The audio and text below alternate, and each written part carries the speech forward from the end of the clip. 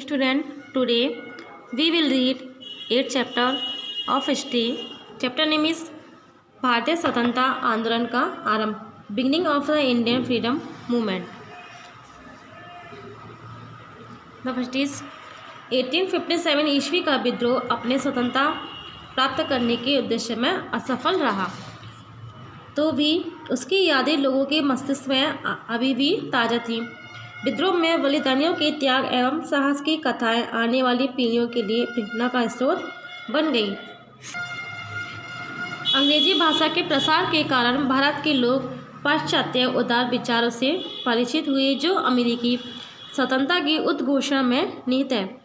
भारत की सांस्कृतिक एवं ऐतिहासिक धरोहर के प्रति गर्व की भावना को भारतीयता के अध्ययन ने विशेष रूप से प्रोत्साहन प्रदान किया.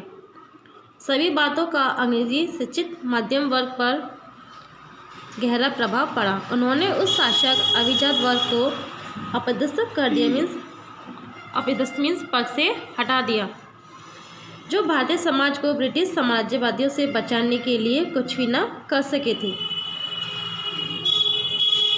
विभिन्न क्षेत्रीय भाषाओं एवं अंग्रेजी में प्रकाशित समाचार पत्र एवं पत्रिकाओं ने राष्ट्रीय स्तर पर अनुकूल सार्वजनिक अभियान के निर्माण में महत्वपूर्ण भूमिका का निर्वाह किया, जिस कारण राष्ट्रीयता के विकास के साथ ही ब्रिटिश उपनिवेशवाद द्वारा किए गए आर्थिक शोषण तथा अन्याय पर भी ध्यान केंद्रित हुआ.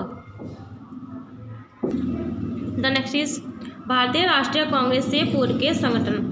भारतीय राष्ट्रीय कांग्रेस की स्थापना से पहले भी अनेक संगठन स्थापित किए गए थे, जिनके अधिकांश सदस्य मध्यम वर्ग के व्यवसायी थे.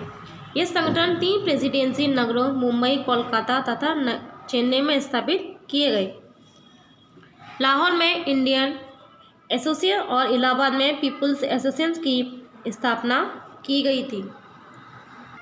द नेक्स्ट इज भारतीय राष्ट्रीय कांग्रेस. Indian national Congress. भारतीय राष्ट्रीय कांग्रेस की स्थापना में भारतीय सिविल सेवा के अवकाश प्राप्त अधिकारी A.O. ह्यूम का प्रमुख योगदान था. लेकिन यदि देखा जाए तो वास्तव में भारतीय राष्ट्रीय कांग्रेस की स्थापना में उन तत्कालीन राजनीतिक, सामाजिक, आर्थिक दशाओं जो भारतीयों की दीर्घकालीन पराधीनता के परिणाम स्वरूप उत्पन्न हुई थी, की प्रतिक्रिया के रूप में हुई. मुंबई में गोकुलदास 23वां संस्कृत कॉलेज में 28 दिसंबर 1855 ईस्वी को 72 व्यक्तियों ने एक सभा की.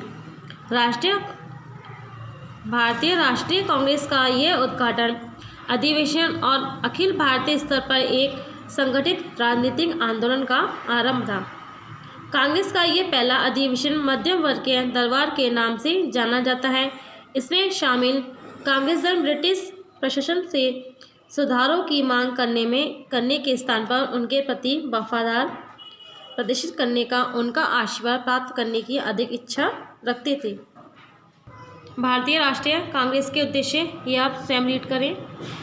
द नेक्स्ट इज कांग्रेस का नरम दल. कांग्रेस में 1905 ईस्वी तक नरम दल का बाहुल्य था. इस दल के प्रमुख नेता गोपाल कृष्ण गोखले, सुरेंद्रनाथ बनर्जी एवं दादा भाई नौरोजी थे. इनका प्रमुख उद्देश्य विधान परिषद का विस्तार एवं उच्च सेवाओं में भारतीयों के लिए और अधिक पद प्राप्त करना था. नरम दल के नेता पाश्चात्य शिक्षा से प्रभावित थे. द नेक्स्ट कांग्रेस का गरम दल. 1906 ईस्वी के पश्चात भारतीय राष्ट्रीय कांग्रेस का द्वितीय चरण आरंभ हुआ. नरम दल के नेताओं के शांतिपूर्ण प्रयासों से जब कुछ लाभ न हुआ तो कांग्रेस के युवा तथा परिवर्तनवादी सदस्य उतावले हो उठे. गरम दल के प्रमुख नेता लाला लाजपत राय, बिपिन चंद्र पाल, बाल गंगाधर तिलक, अरविंद घोष आदि थे. बाल गंगाधर तिलक लोकमान्य तिलक के नाम से भी लोकप्रिय थे. लोगों को उन्होंने साहसी, आत्मनिर्भर एवं बलिदान होने की प्रेरणा दी. साथ ही उन्होंने नारा दिया, स्वतंत्रता मेरा जन्मसिद्ध अधिकार है और इसे मैं लेकर रहूँगा. सरकार का कांग्रेस के प्रति रुख. ब्रिटिश सरकार का प्रारंभ में कांग्रेस के प्रति रवैया मित्रतापूर्ण था. कांग्रेस के प्रमुख पदाधिकारियों को बादशाह प्रतिभोज पर भी आमंत्रित करता था, लेकिन कांग्रेस ने उग्रवादियों के दबाव में ऐसी मांगें रखनी शुरू की जो अंग्रेजों के लिए असहनीय थी। ब्रिटिश सरकार ने कांग्रेसियों का विरोध करना आरंभ कर दिया तथा फूट डालो और राज करो की नीति का पालन कठोरता से करने लगी। अंग्रेजों ने बनारस के सर सैयद अहमद खान, राजा शिव प्रसाद एवं अन्य नेता को कांग्रेस विरोधी आंदोलन के लिए प्रेरित किया। द नेक्स्ट इज स्वदेशी एवं बहिष्कार आंदोलन। गरम दल के नेताओं ने स्वदेशी तथा बहिष्कार जैसे सकारात्मक उपायों द्वारा आंदोलन को तेज किया। समस्त बंगाल में अनेक सभाएं कर स्वदेशी वस्तुओं के प्रयोग पर विदेशी वस्तुओं के बहिष्कार का प्रण लिया गया। इस आंदोलन ने व्यापक रूप से प्रभाव छोड़े। स्वदेशी उद्योगों का विकास का अवसर प्राप्त हुआ। बंगाल के छात्रों ने स्वदेशी आंदोलन में मुख्य भूमिका निभाई। उन्होंने विदेशी वस्तुओं बेचने वाली दुकानों को घेराबंदी की। महिलाओं ने भी स्वदेशी आंदोलन में सक्रिय रूप से भाग लिया। मध्य वर्ग की महिलाओं नगरों में दुकानों की घेराबंदी एवं जुलूसों में खुलकर भाग लेती थी। इस आंदोलन में अनेक मुस्लिम नेताओं ने भी सहयोग किया।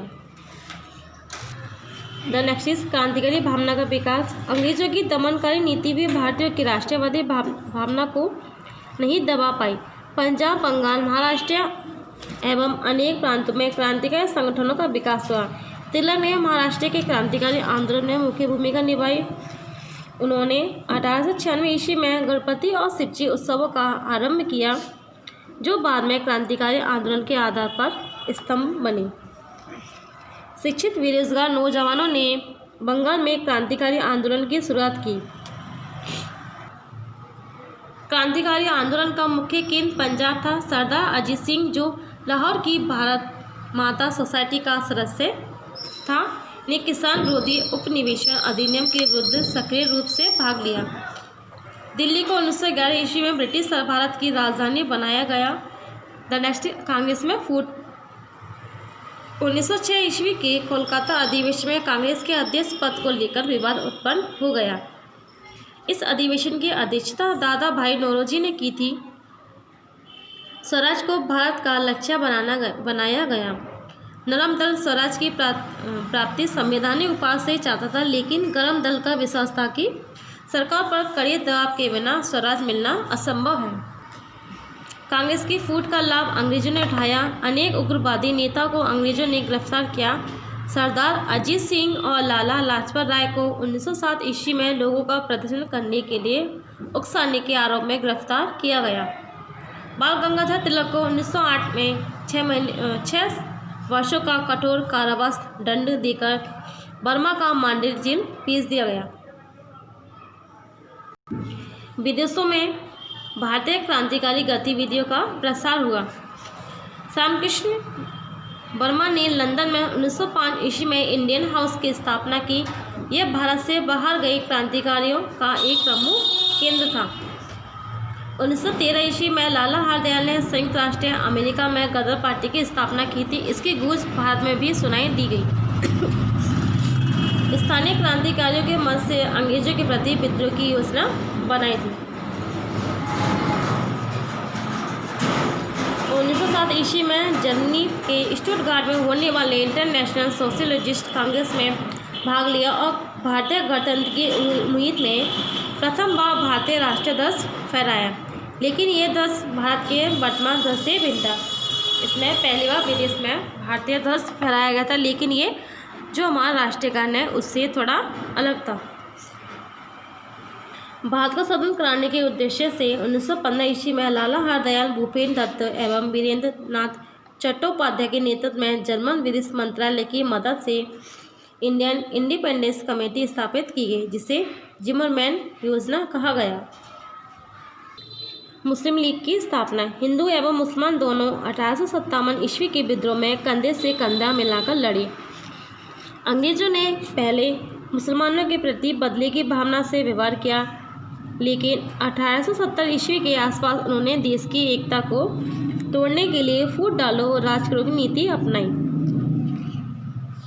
अंग्रेजों ने हिंदू और मुसलमानों के मध्य घृणा पैदा की। सर सैयद अहमद खान एक शिक्षाविद और समाज सुधारक थे। अपने जीवन के अंतिम समय में उनका दृष्टिकोण संकीर्ण हो गया।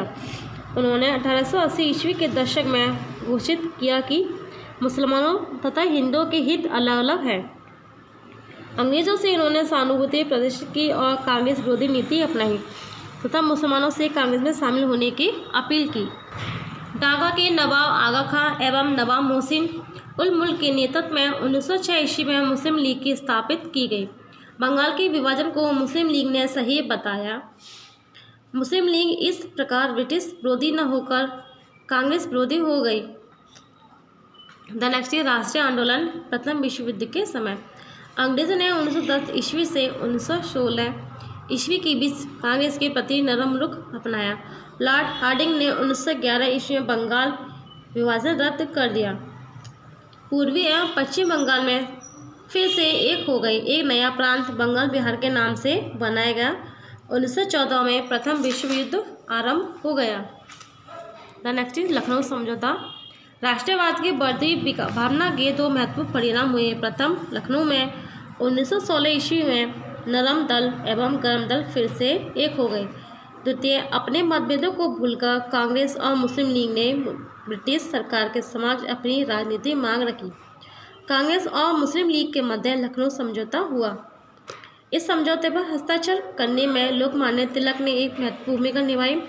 हिंदू मुस्लिम एकता की दिशा में लखनऊ समझौता एक महत्वपूर्ण कदम था। राष्ट्रीय आंदोलन को उसने मजबूत किया तथा भविष्य के लिए आशा जगाई। तब अब अंग्रेजों को एहसास होने लगा कि आंदोलन का दमन से दबाया नहीं जा सकता तथा कुछ सुधार करने चाहिए। इसके परिणाम स्वरूप 1918 ईस्वी में मॉन्टेग्यू चेम्सफोर्ड सुधार की घोषणा की गई। Chapter is finished. I hope you all are understand this chapter.